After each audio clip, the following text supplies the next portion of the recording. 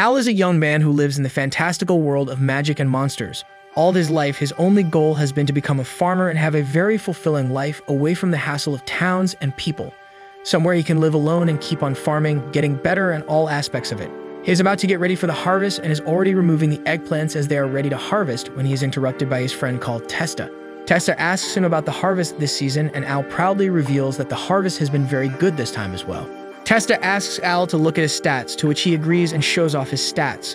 Testa is utterly shocked to see that Al has maxed out his farming abilities, and not only that, he has also maxed out his fishing abilities, which gives Testa a very bad inferiority complex since he is supposed to be a fisherman, and yet Al has better fishing stats than him. When asked by Testa about this sudden growth, Al replies that he got a special ability in his talent tree, which boosted his levels and stats. Testa sighs, knowing that you can't do anything about someone's luck, and to change his mood, he invites Al on a fishing trip. They both get a yacht and venture inside of the oceans, which are filled with giant fish and other monstrous creatures.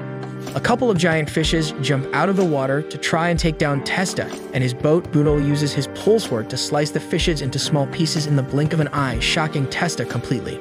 They both go back to their houses, and Al remembers that he has to take the produce that he harvested into the royal capital for sale, as if he is late, the vendors might buy from someone else, and there is a chance of his produce getting spoiled.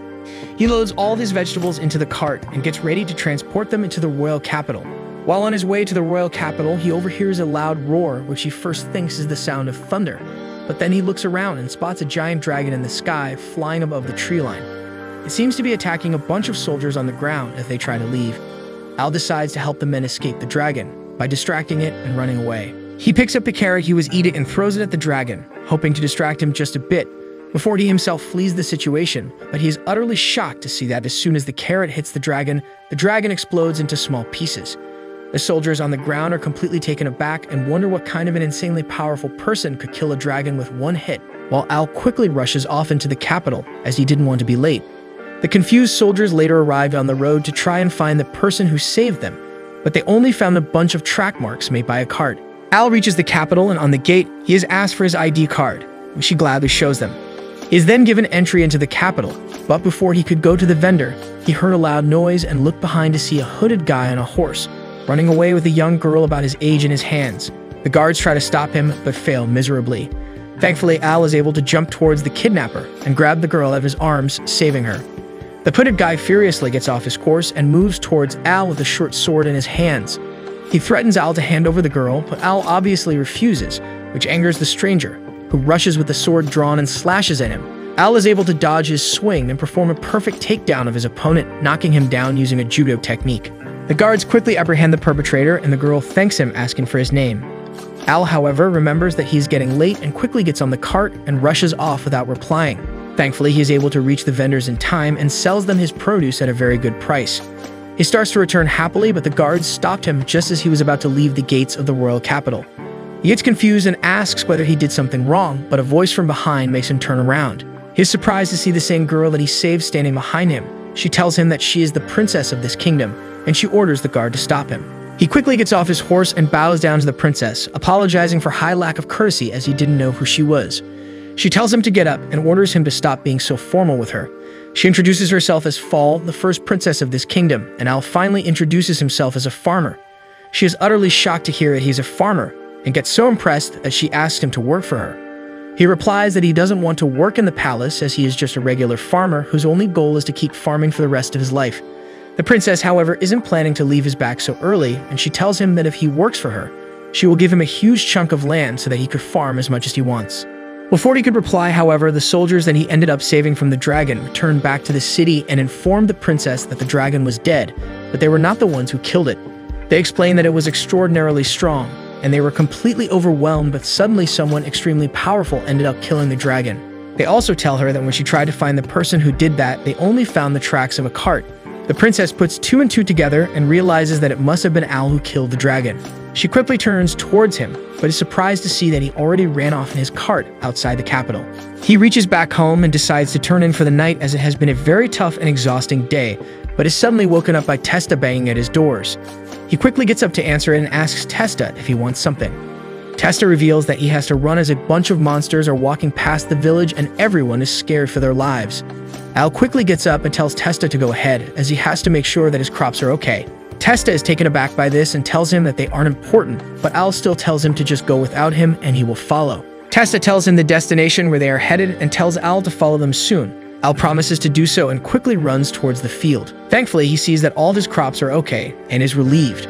Before he could leave, however, he spots a huge group of monsters moving past the village. He decides that he shouldn't intervene as it is the job of the soldiers to deal with them, but he starts thinking that if the kingdom ends up being destroyed by the monster, no one would buy his crops, and then he will never be able to become a farmer for life. This motivates him, and he starts following the trail. He suddenly reaches a dead end where he is surprised to see a bunch of guards dead on the ground.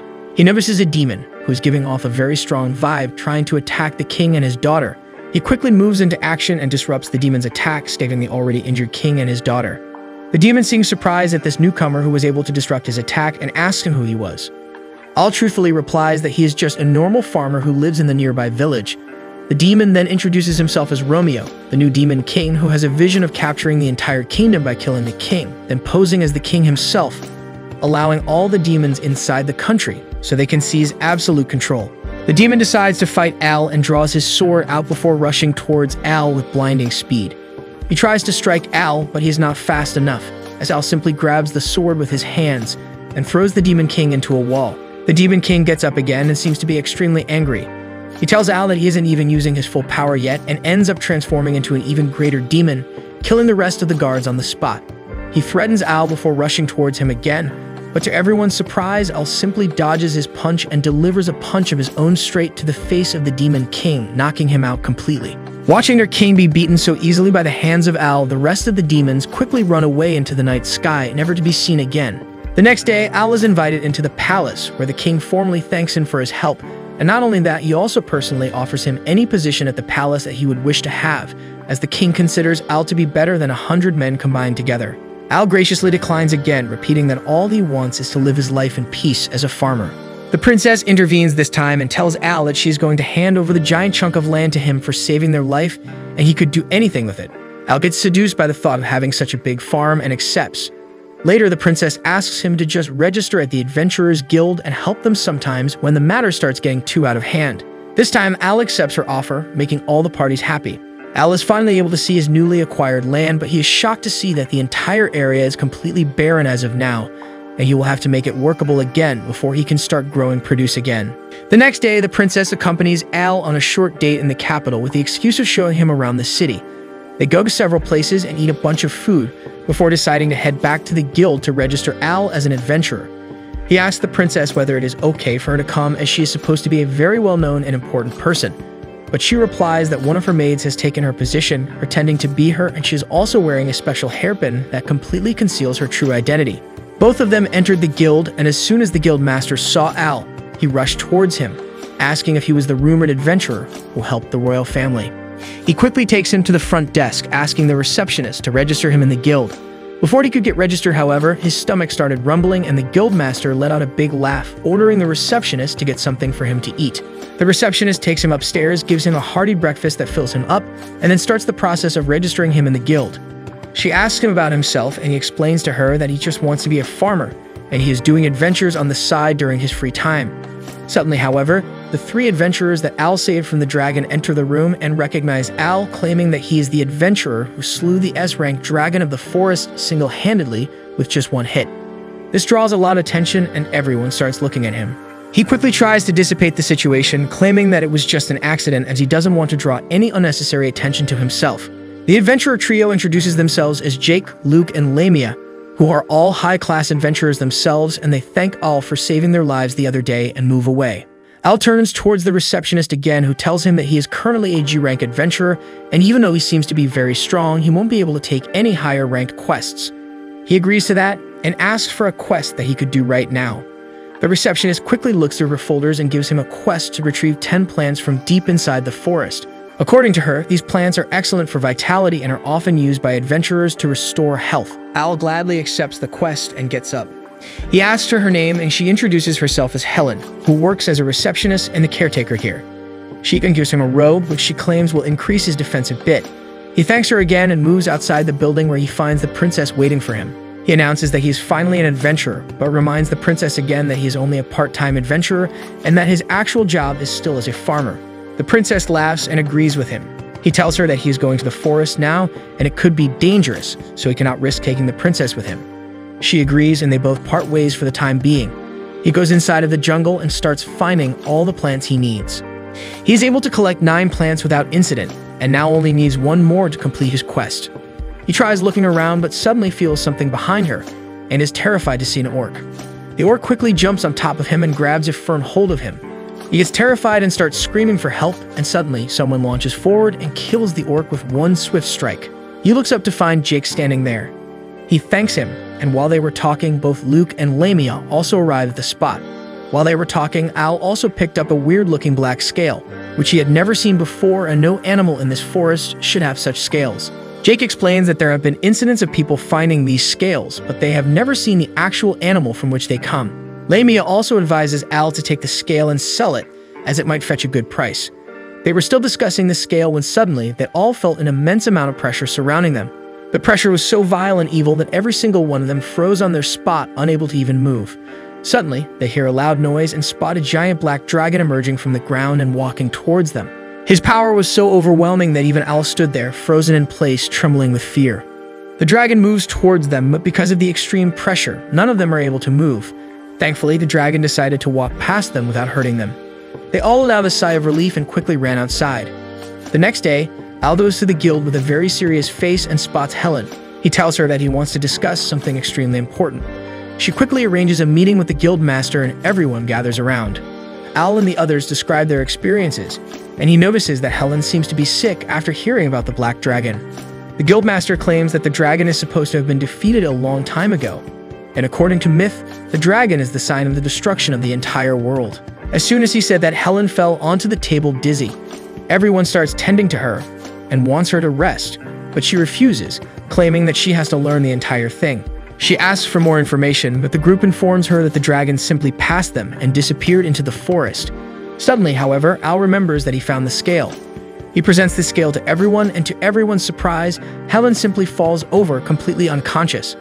Everyone rushes to her, and they take her to a different room so she can rest. Al goes to a separate room, still very confused by everything. Just then, an old woman walks in, introducing herself as the foster mother of Helen. She explains to him that a mysterious force destroyed her village 15 years ago, killing everyone there. Somehow she was able to survive, was swept away in the ocean, and found her way to the shores of this city. She found her, and the only thing that she had was the robe that she gave to Al. Al claims that he will get to the bottom of it and find a way to defeat the dragon. The old woman screams at him, telling him that he is a G-ranked adventurer and should stay away from this matter. He replies that he won't be going to actively fight against it, but he will try to collect as much information as possible from the library and other sources to find a way to defeat it. The woman relaxes after hearing this and gives him some health potion, telling him that she will make it a quest for him, so he can even earn money for it. He thanks her and leaves the guild, making his way towards the library. While in the library, he searches through all the modern books but finds no mention of the dragon anywhere. Then he remembers the story of the old lady who told him about the mysterious disaster that happened in Helen's village 15 years ago. He tries to go towards the section that has information about incidents from 15 years ago, but he is stopped by the librarian who claims that only people of a certain rank can access those books. He pleads with her to let him have a look, but she plainly refuses to let him see. Suddenly, he hears a voice from behind and turns around to see Fall standing there. The librarian is shocked to see the princess herself here and asks if Al is with her. She replies that she gives Al permission to look through the old books, and of course the librarian agrees to that. She sends both her and Al into the room, where they both access the books with the records of the incidents from 15 years ago. While flipping through the pages, he finds the records from Helen's village, which describe the disaster as catastrophic. Several people seem to recall seeing the black dragon, but all of them have lost their memories. Al suspects that even Helen lost all of her memories because of this, and after seeing the scale, her memories might be coming back. He decides to go visit her village the next day, and Fall tells him that she will accompany him. He tells her not to, as it could be dangerous, but the princess is adamant, and finally Al has to bend to her commands. The next day, both of them leave on a journey and finally arrive at the location that was once the home of Helen and several others. All the walls and buildings have been charred black and turned to rubble. While walking through the rundown village, he suddenly hears the voice of a kid calling him towards the graves. He asks Fowl if she could hear anything, and she refuses. He quickly starts following the voice and finally arrives at a grave, where he sees an apparition wearing the same robe as him. The boy tells Al that he is the first person who hears his voice. He tells Al that he is Helen's brother, who died when the black dragon invaded the village. He introduces himself as Rai, and Al notices that he is wearing the same robe as him. He points it out to him, and Rai tells him that the robe has magic properties and it once belonged to him. He also explains that Helen must have trusted Al very deeply because she gave the robe away. Fall is still completely in the dark and doesn't know what is happening as she can't see Rai or hear his voice. Al suddenly gets an idea and decides to try and cover Fall with the robe as well, and it turns out he was able to talk to Rai because he was wearing a robe that was directly connected to him. Fall freaks out the first time she sees Rai and tries to scream, but Al quickly holds his hand over her mouth and slowly she calms down. Rai explains to them that 15 years ago, this used to be a perfectly beautiful village and everyone was completely peaceful, living their lives in harmony. Suddenly, one day while he was playing in the woods with his sword, he overheard the sound of an explosion and saw smoke coming from the direction of the village. He grabs his sister's hand and runs towards the village only to find it being destroyed by the black dragon. He sees the dragon kill a bunch of villagers, which terrifies him, and he decides to run away with his sister.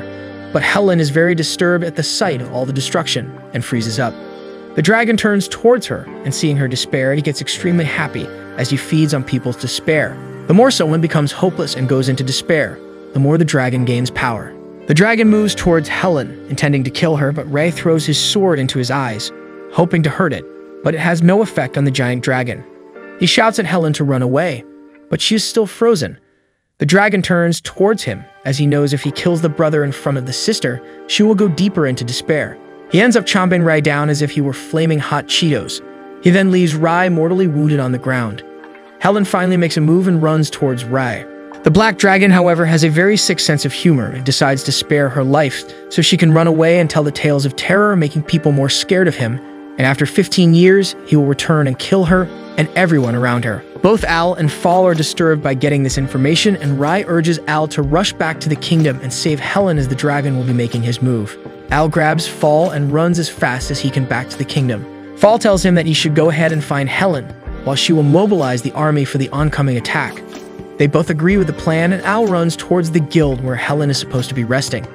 At the guild, however, Helen's foster mother goes in to check on her, but is shocked to see that she is missing from her bed.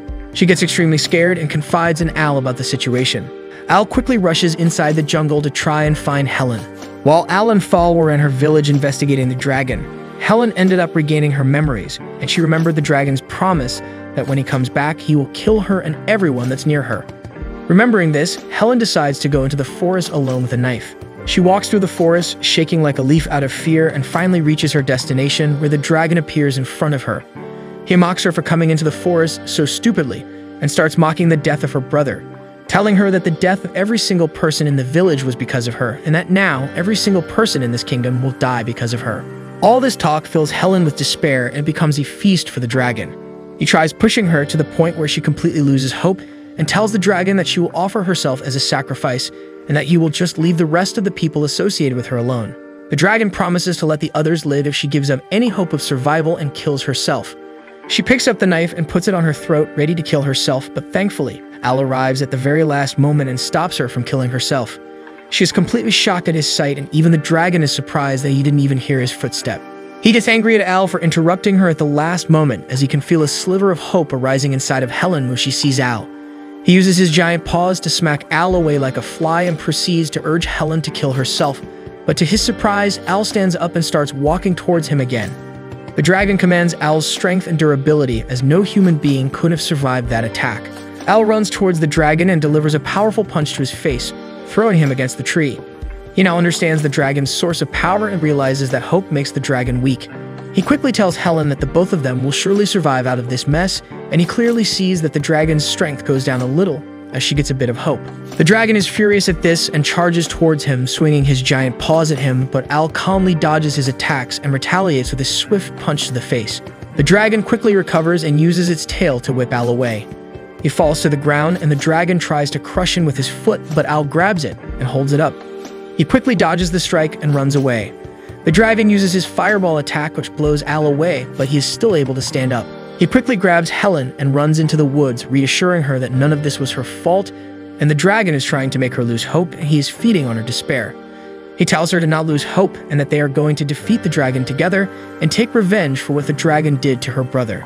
She finally smiles and starts gaining back some hope, which the dragon realizes and starts going crazy up in the sky. Al can clearly see his strength dropping, and with one last-ditch effort, the dragon tries to attack both of them. But Al is able to sneak through his attack and punch him cleanly in the face, knocking him to the floor, seemingly destroying the dragon. He turns towards Helen, wanting to check whether she got hurt, but suddenly he is stabbed by a dagger in his stomach. He looks up to see Helen's face, which has a vile grin on it. Helen twists the knife inside of Al's gut, which results in a wave of intense pain rushing through his entire body. He tries to take one of the health potions that he has, but because of the pain, he fumbles the bottle, and it spills over. Helen doesn't waste any time as she rushes forward with the knife in her hand and starts swinging it on him. He tries to use healing magic on himself, but the wound is too deep. Helen comes in for one final attack, which would have definitely killed him, but suddenly something comes and stands in front of him, protecting him from Helen's attack. He looks up to see a giant white dragon in front of him. The dragon is beautiful and looks as if it were made of glass, and Helen seems to know the dragon. She calls him Mirage, and Al remembers that Mirage was the name of the benevolent dragon who killed the black dragon ages ago. He still seems completely confused about this sudden weird behavior of Helen and starts despairing, but Mirage tells him to not lose hope as these actions are not taken by Helen, but instead by the black dragon who has possessed her, and he is using her as a pawn in his strategy. Suddenly, everything starts making sense to Al, and he calms down, realizing that Helen could still be saved. Mirage tells him that he will try to heal Al's wound, but after that he will be incapacitated for a bit of time, and he will have to survive for the time being. He then uses his regeneration ability to completely heal Al's wound, but he instantly gets exhausted and falls over. Helen seems to be relieved that Mirage is down on the ground, as the black dragon believes that Al will never hurt Helen, and he could use it to his advantage. Al looks into Helen's eyes and sees that beneath the vile eyes of the black dragon, she is still there, looking at him, telling him to stop her from doing damage to anyone. He listens to her and rushes towards her body, delivering a powerful gut punch to her, shocking the black dragon completely, who doubles down and falls over. Suddenly, the real voice of Helen comes from her mouth, claiming that she is back and that the black dragon is no longer possessing her. Al falls for the ploy like a dumbass and goes over to help her. As soon as he grabs her hand, the atmosphere changes again, as it turns out that the black dragon was just pretending to be Helen. Who could have seen that coming, right? Helen grabs his hand, and the black dragon tries to possess Al's mind as well, but once inside his mind, he is shocked to see that there is no despair or negative thoughts there, and all he is thinking about is farming and harvesting crops, so he can fulfill his dreams of becoming a successful farmer, spending his life in peace. This mental purity repels the black dragon's attempted possession, which causes him to flee. Al, however, gets completely exhausted after repelling the possession and falls over to the ground. Thankfully, Mirage recovers by that time and uses his purifying magic on Helen, freeing her from the possession of the black dragon and killing him once and for all. Al wakes up in bed, and he looks up to see both Helen and Fall looking over him. They seem to be very relieved to see him awake again and ask him about the way he is feeling. Al asks them about where they are, and they reply that currently they are at the guild's clinic, and he has been knocked out for 3 days now. Fall hugs him out of happiness, as she thought he might never wake up again. Helen explains to Al about how Mirage purified the black dragon after Al got knocked out, and he listens to the story with amazement. He asks where Mirage is now, but Helen replies that to purify the black dragon, Mirage ended up using all of his energy and transformed into an ethereal form to regain his energy inside of a deep slumber. Al asks whether Helen is okay, and she replies that not only is she okay, but she also ended up gaining some powers thanks to the black dragon. She stands back and suddenly transforms one of her arms into dragon arms and slowly shows them how she can transform all of her limbs into dragon limbs that have immense power. Al gets shocked and for a moment thinks that she is still possessed, but she quickly calms him down, explaining that because he was still in her body when he got purified, some of his abilities ended up staying attached to her body, and she has decided to use these abilities for the good of common people. Suddenly, the door to their room bursts open, and Jake, Lamia, Luke, the guildmaster, and Helen's mother all come pouring in. They all ask Al about how he is feeling, and after he shows them that he has completely recovered and there is nothing to worry about, they all rejoice, and Luke proposes a toast and a party that evening. They all go to a tavern where they eat and drink, while Helen shows them how she can change her limbs into dragon limbs. The next morning, he returns to his field to work on the harvest and asks for help from Testa, who, as a good friend should, immediately agrees. While carrying the vegetables, a postman runs up to them and hands over a letter from Al's mom and dad. They return to Al's home, where he opens up the letter and finds out that his parents are worried about him, as he hasn't written or visited them in some years now. They ask him to come visit them once and even enclose some money that he can use to pay for his travel to their town. He thinks about it and ends up deciding that after he completes his quests, he will go and see them. He goes to the royal capital and makes his way towards the guild, but on the way he spots some beautiful and succulent tomatoes on a vegetable stall. He goes toward them eagerly and buys one of them.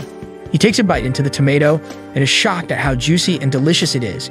He can't stop gushing about how perfect the tomato was and pleads with the vendor to tell him who sold him the tomato, as he himself is a farmer and would love to produce tomatoes like these. The vendor discloses that the delicious properties of these tomatoes are the result of a special fertilizer that is being used in a place called Lurgus, as the tomato is from there only. The name sounds familiar to him, and he suddenly remembers that Lurgus is the place where his parents have recently shifted. He quickly thanks the vendor and runs towards the guild. He finds Helen at the reception and asks her for a favor. He begs her to transfer his quest to someone else, as he wants to visit his parents in another country. She gets the folder and looks at the quests assigned to him, then replies to him that he doesn't need to worry, as she will take these quests. He looks at her unbelievably, and she quickly replies that ever since she got the power to transform her limbs, she has registered herself as an adventurer and has been undertaking some easy leveling quests by herself. She also reveals that she has already become an F-ranked adventurer and has been gaining a lot of confidence in herself. She reassures him that she will be able to handle the quest by herself, and that he should go to his parents' place and relax for a change. He thanks her and moves out of the guild, where he runs into Fall, who came to meet him, as she also wants to accompany him on his next quest. He quickly explains to her his situation and tells her that her quest would be taken by Helen, and if she wants to go on quests, she should go with her. Fowl quickly asks him where he will be going, and he tells her that he's going to visit his parents' place. Fowl, the thirsty princess, quickly changes her mind about going on the quest and asks him if she could accompany him to his parents' place, but he swiftly refuses, and before she could argue, he runs away from the responsibilities, just like my dad did. He goes through the forest again and is again spotted by an orc who starts chasing him around the forest. He is once more captured, and once more someone else saves him. This time he turns around to spot a girl with blue hair standing with her sword out, asking if he was okay. The girl introduces herself as Ruri and asks him about the reason he is alone inside of such a dangerous forest. He replies that he is an adventurer and was going to Lurgus to meet his family. She looks at him and says that she is even going to Lurgus, and if he wants to, he can accompany her, as this place is not safe for newbie adventurers. While going through the forest in the evening, both of them suddenly felt a presence around them and heard someone running towards them. Both of them take a fighting stance and are ready to fight, and out of the bushes emerges the person who was running towards them. Ruri is ready to attack, but a horrified owl realizes that it is just the postman and stops Ruri just in the nick of time. The postman delivers another letter to him and runs off into the forest. Al explains to her that during his travels, his mom has been constantly sending him letters, as she's a very clingy and overly loving person. She asks whether he was only going to meet his parents during his trip, but he explains to her that the actual reason why he came here is to get a special kind of fertilizer that is only found in this place. He explains that he is actually a farmer, which only ends up confusing her even more.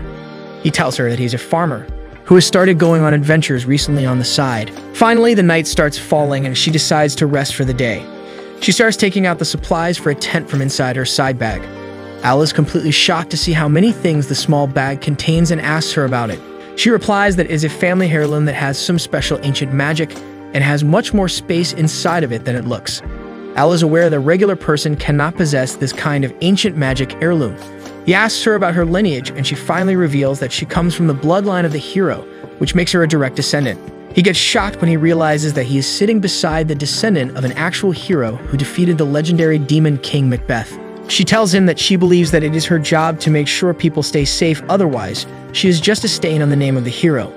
He tells her that he thinks otherwise, and no matter whether she is able to save one person or 1,000, she will still be a good person, because her heart is pure.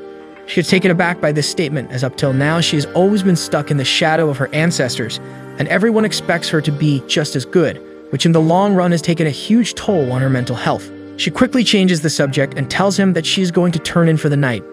He gets up and starts getting into his sleeping bag outside the tent, but she tells him that he can stay inside of the tent as she trusts him. He tells her that she shouldn't trust someone so quickly, but she replies that she has really good instincts and she can't feel any kind of evil thoughts in his mind. He still seems very conflicted about sleeping inside, but she reminds him that there might be more orcs outside of the tent, which quickly makes him run inside the tent. They lay down on their separate beds, and Ruri confides in him that she always wanted a friend on her journeys, but she never got one as she didn't have any friends. She also tells him that one of her dreams is to sleep while talking to another person while on a journey together. Al tells him that they can fulfill that dream of hers today and starts talking, but before he could even start, he realizes that she is already asleep and goes to sleep himself as well. The next day rolls around and they finally reach the city of Lurgus, and after entering it, Ruri softly says that this is the end of their journey. She also tries to ask him whether it is possible for them to travel back together to the royal capital, but because of her nature, she's unable to say so. Al, however, realizes that, and he himself asks her to be his guard and escort him back to the royal capital, which she gladly agrees to. She draws him a map to her hotel and tells him to come to her whenever he wants to leave. With that, they part ways, and Al goes back to his parents' place, where he eats a bunch of food and reconnects with his parents. The next day, he goes out and buys the fertilizer he came to buy, and while going back to his parents' house, he overhears a commotion and runs towards it to find that it is happening just outside Rory's hotel. A hooded stranger claims that a demon attacked his partner and a blue-haired girl went to fight it. Al asks him where they went, and he replies that they ran into the forest. Al follows the trail and finds a hooded girl in the forest screaming as a worm monster tries to attack her. Al quickly jumps to her defense and defeats the monster with one blow. The girl clings to Al, thanking him for saving his life, but when he isn't looking, she quickly transforms into her real form as a demon and tries to attack him. Thankfully, Rory arrives at the last moment and quickly dispatches the demon. She tells him to be careful as the demons here can transform to look like humans, and just then the same hooded man who pretended to have been attacked by the demon emerges from the shadows and commends both of them for being able to defend against their attack. The strange man introduces himself as Loki and tells them that he knows everything about them, even the fact that Al was the one who defeated the last demon king and defeated the black dragon by himself. He tells Rory that she was just a pawn and the person he wanted was Al himself. Hearing this, Rory rushes towards him with her sword drawn and tries to hack away at him, but Loki cleanly dodges and hits her on the back, wounding her terribly. Al runs towards her and quickly uses recovery magic to heal her wound before standing up to face Loki. He runs towards Loki and tries to punch him. Loki is easily able to grab his hand and throws him into a tree, but Al recovers his balance mid-air and launches himself at Loki again. He dodges one more time and delivers a powerful punch to Al, making a hole inside of the ground. Surprisingly though, Al comes out of the hole, barely hurt, and is able to finally deliver a punch on Loki's face. The punch barely affects Loki, and he himself punches Al, which sends him flying away. Al is able to get up again and uses recovery magic on himself to get healed and ready for the next attack. Loki reveals that after dealing with Al, who he now knows for sure could be a problem later, he will deal with Helen as well. Al is shocked at the mention of her name and asks what she did, to which he replies that she possesses the power that belongs to the evil black dragon and that it is not to be used for good. He then proceeds to summon two giant worm monsters who attack both Al and Rory. Al is able to dodge the attack, but Rory seems to be frozen in place, so Al quickly runs towards her and carries her out of the way of the attack. The worm attacks Al again, but this time Rory is able to defend him against the attacks. Together, they are able to ward off any attacks by the monsters, but Loki ends up using explosion magic, which hurts both Al and Rory. He then proceeds to summon more monsters who hold Al down to the ground while he moves towards Rory with the intent to kill her once and for all. Suddenly, however, Loki turns back to see that his monsters have been turned to husk and Al is again on his feet with a bag of fertilizer in his hand. He explains that this fertilizer contains a bunch of pesticides inside of it that are extremely effective against worms and leeches. He then jumps towards Loki again, but by this time, Al himself is completely tired out but still tries to keep fighting. This lights a spark inside of Rory, who realizes that even though Al knows that he can never win in the condition that he currently is in, he is still trying his absolute hardest to protect her. So how could she stop trying and accept defeat? While Loki is busy dealing with Al, she calmly steps up behind him and stabs him right through the stomach with her sword. Loki calmly turns around and tells her that no matter what she tries, she cannot defeat him. He then proceeds to simply walk out of the sword and turns around to face her. Suddenly, however, something changes inside of Rory, and she seems to be overflowing with a new kind of energy. She starts glowing, and an intense energy field surrounds him, which even shocks Loki himself, who never expected something like this from her. She rushes towards him with blinding speed and delivers a swift cut, which Loki tries to dodge but is unable to completely. He gets hit a bit, and his wound isn't healing as fast as it should.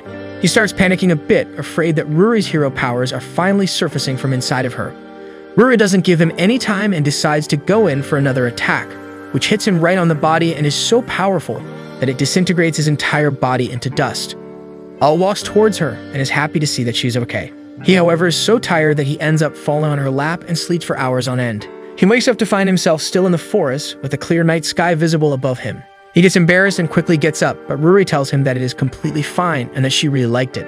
Al tells her that he finally feels like he has recovered enough to walk on his own, and they both walk outside the forest towards the hotel where she will be staying, and he returns back to his house, The next day, he leaves his house to get some more fertilizer, as he ended up using all of it in his fight against the worm monsters.